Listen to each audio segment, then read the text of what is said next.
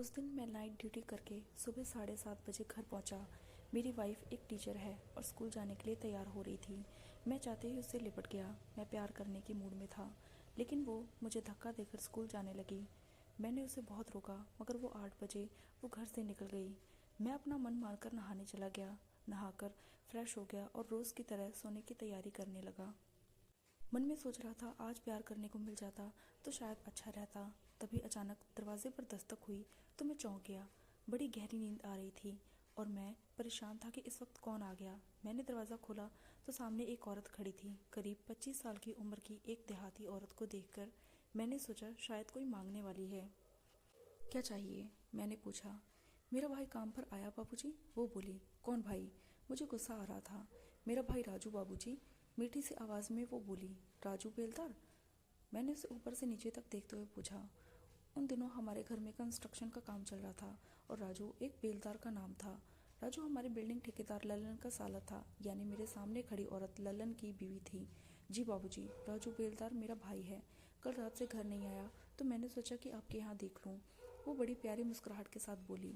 मुझे उसकी मुस्कुराहट बड़ी सुंदर लगी। मैंने उसे अंदर आने के लिए कहा तो वो अंदर आकर नीचे ज़मीन पर बैठने लगी। मैंने कहा, अरे नीचे नहीं, सोफे पर बैठो। वो शर्माती हुई सोफे पर बैठ गई। मैं सामने के बेड पर बैठ गया। राजू तो कल शाम को 5 बजे चला गया था और सुबह से आया नहीं। मैंने कहा। वो गर्मियों के दिन थे, कूलर की सीधी हवा बेड पर आ रही थी। वो सोफे पर बैठी तो शायद उसे गर्मी लग रही होगी। कोई बात नहीं बाबूजी, शायद किसी दोस्त के यहाँ रुक गया होगा राजू। मैं कहीं और देख लूँगी, वो बोली। मैंने पूछा, क्या तुम लल्लन की घरवाली हो? उसने हाँ में गर्दन हिला दी, बिल्कुल बच्चों की तरह। क्या नाम है तुम्हारा? मैंने बातों का सिलसिला आगे बढ़ाया। आरती कहकर वो शर्मा सी गई। बहुत सुंदर नाम है, मैंने कहा। चाय पियोगी आरती? मेरे मुंह से अपना नाम सुनकर उसने अचानक मेरी तरफ देखा। आप तकलीफ़ क्यों करते हो बाबूजी? अरे तकलीफ़ कैसी आरती, मैं अपने लिए तो बना ही रहा हूँ, तुम भी पी लेना। मुझे बार बार उसका नाम लेकर बुलाने में मज़ा आ रहा था। ठीक है बाबूजी, बना लीजिए। वो फिर मुस्कुराई। अब मुझे उसकी मुस्कुराहट और अच्छी लगी। मैं किचन में चाय बना रहा था और मन में उल्टे सीधे विचार आने लगे। चाय बनाने में ध्यान कहाँ लगता। आंखों के सामने आरती की खूबसूरत मुस्कुराहट घूम रही थी। चाय उबलकर बाहर निकल गई। क्या हुआ बाबूजी? आरती ने आवाज़ लगाकर पूछा। ऐसा लगा मानो घरवाली कुछ पूछ रही हो। कुछ नहीं कहते हुए मैं चाय 2 कपों में लेकर रूम में आ गया। सामने बैठी आरती को पसीना आ रहा था। गर्मी लग रही हो तो इधर बेड पर आ जाओ आरती, मैंने कहा तो वो आकर मेरे सामने बेड पर बैठ गई। मैंने देखा कि उसकी हाइट बहुत कम थी, लेकिन शरीर भरा हुआ था। थोड़ा पेट भी निकला हुआ था। रंग सांवला लेकिन नैनक्श तीखे थे। हम दोनों चाय पीने लगे। मैंने पूछा, और घर में कौन कौन है आरती? मैं जानबूझकर उसका नाम ले रहा था। हम दोनों मियाँ बीवी और एक बच्चा है बाबूजी, अभी छोटा है 1 साल का, और साथ में राजू भी रहता है। वो आंखों आंखों में डालकर बात कर रही थी।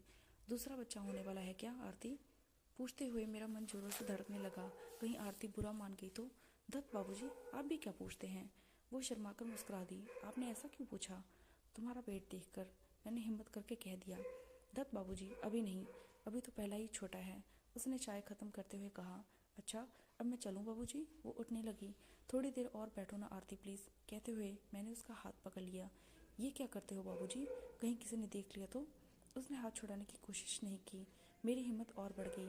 मैंने उसे अपने पास खींच लिया। हम दोनों के अलावा यहाँ कौन है जो हमें देखेगा आरती? मैंने उसको एक किस कर दिया। नहीं बाबूजी, हमें जाने दो, हमें ख़राब ना करो।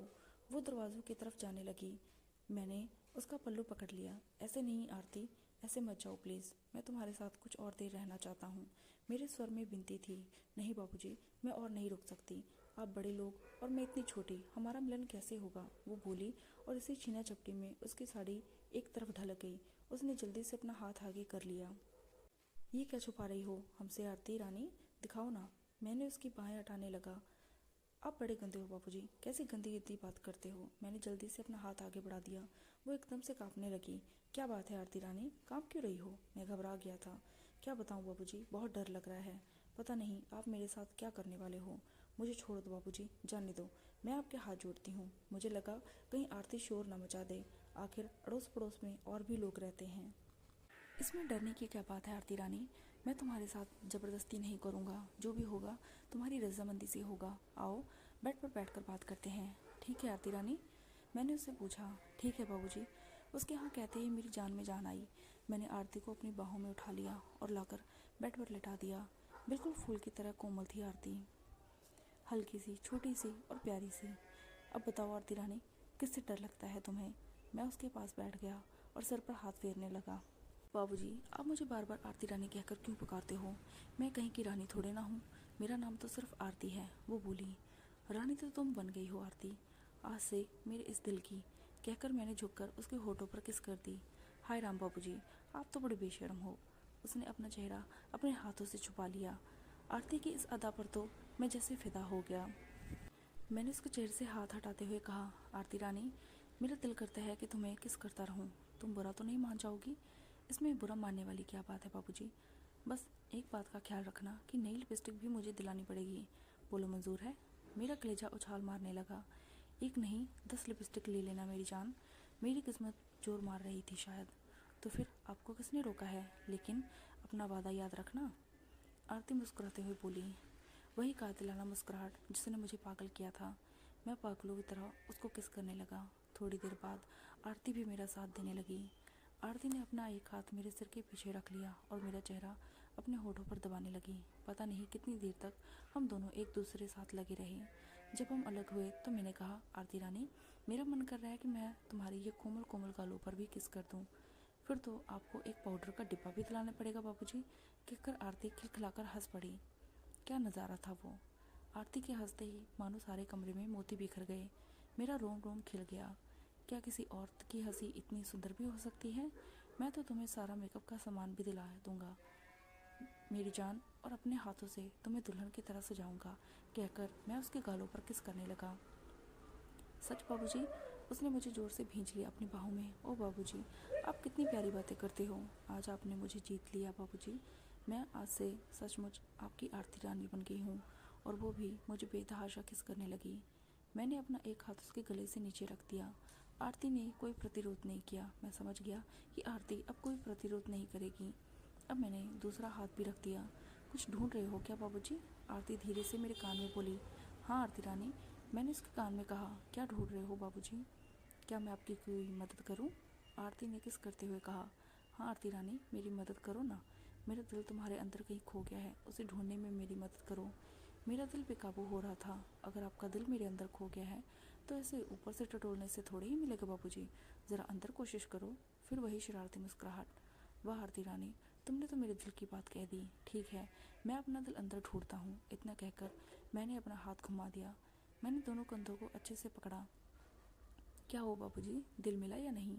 आरती आंखें बंद किए हुए बोली। नहीं मिला मेरी जान। अब क्या करूं आरती रानी?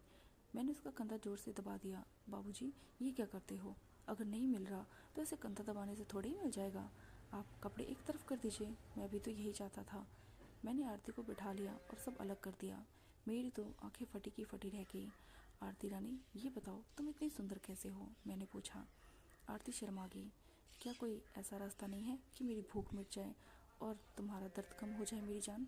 मैंने अपने दिल की बात कह दी। मैं समझ गई बाबूजी, आप क्या कहना चाहते हो। मुझे मालूम था कि आपका दिल मुझ पर आ चुका है। मैं आरती के नज़दीक आ गया। आरती मस्ती में बड़बड़ा रही थी। हाँ बाबूजी, प्यार से। बाबूजी, आप कितनी अच्छी तरह काम करते हो। इतना मज़ा तो पहले कभी नहीं आया। ललन तो कभी ऐसा करते ही नहीं। क्या कहती हो आरती रानी, ललन ऐसा नहीं करता? भला ऐसा कौन सा मर्द होगा जो ये काम छोड़ देगा?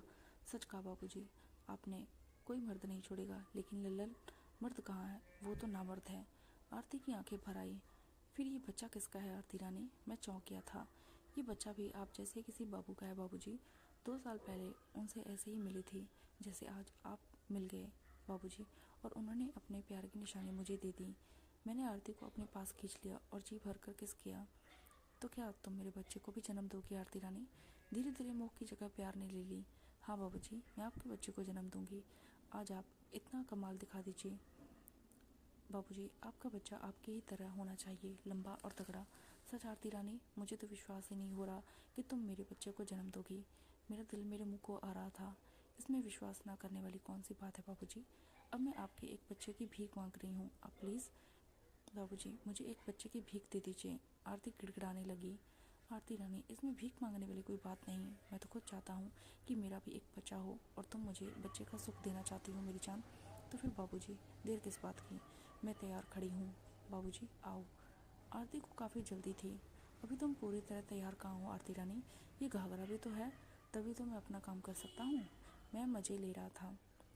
बाबूजी आपको किसने रोका है? और नहीं तो ये लो मैं खुद ही हटा देती हूँ, कहते हुए आरती ने एक तरफ हटा दिया।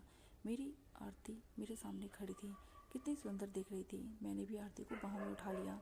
आओ आरती रानी, आज मैं तुम्हारी मनोकामना पूरी करूँगा, तुम्हारी सारी प्यास बुझा दूंगा, कहते हुए मैंने आरती को बिस्तर पर फेंक दिया और खुद गिर गया उसकी तरफ। मैं उसे किस करते करते अपना काम करने लगा, वो भी मेरा पूरा साथ दे रही थी। बहुत देर तक हम दोनों खेल खेलते रहे। फिर एकदम से मैं एक तरफ जोर से चिल्लाते हुए गिर पड़ा। हम दोनों की सांसें तेज थी। एक दूसरे को देखकर हम दोनों मुस्कुरा दिए। फिर मैंने घड़ी पर नज़र डाली तो देखा कि 1 बज चुके हैं। हमने जल्दी से हाथ मुंह धुला और आरती को जाने के लिए बोल दिया। आरती ने कहा बाबूजी कल सुबह वक्त पर आ जाऊंगी। मैंने मुस्कुराते हुए हाँ में सिर हिला दिया। कुछ देर बाद पत्नी आ गई, वो अपने काम में लग गई। मैं खाना खाने के बाद कुछ देर के लिए सो गया। शाम को उठकर काम पर चला गया। पूरी रात कल सुबह के इंतज़ार में निकाल दी, ये सोचकर कि आज क्या करूँगा और आरती रानी कब मुझे वापस लेने की खुशी देगी। सुबह होते ही मैं घर पहुँचा। मेरी पत्नी स्कूल के लिए निकल गई। मैं भी जल्दी से नहाकर तैयार हो गया। आरती भी आ चुकी थी। हम जल्दी से अपने खेल में डूब गए। बहुत दिनों तक ये सिलसिला चला। फिर एक दिन आरती ने बताया कि वो माँ बनने वाली है। मेरी खुशी का तो ठिकाना ही नहीं था। ये खुशी और दुगनी हो जाती अगर ये बच्चा मुझे मेरी पत्नी से मिला होता।